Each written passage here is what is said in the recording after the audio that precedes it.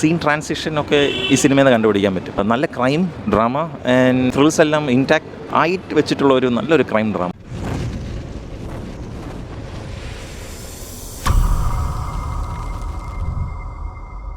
എനിക്ക് ഭയങ്കരമായിട്ട് ഇഷ്ടപ്പെട്ടു. ഞാൻ ഒട്ടും എക്സ്പെക്ട് ചെയ്തില്ല.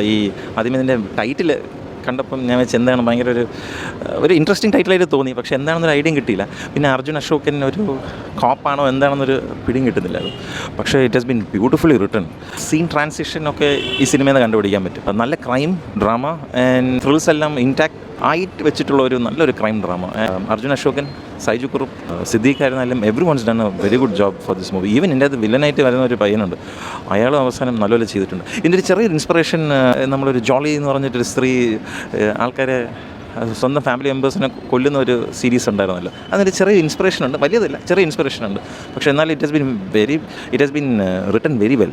റൈറ്റിങ്ങിൻ്റെ ഇത് ഡയറക്ഷനിൽ ഹെൽപ്പ് ചെയ്തിട്ടുണ്ട്, സ്ക്രീൻ പ്ലേയിൽ ഹെൽപ്പ് ചെയ്തിട്ടുണ്ട്. സീംലെസ് സീൻ ട്രാൻസിഷൻ എന്ന് വെച്ചാൽ ഒരു സമയത്ത് പോലും ഒരു ബ്രേക്ക് ഉള്ളതുപോലെ തോന്നിയില്ല.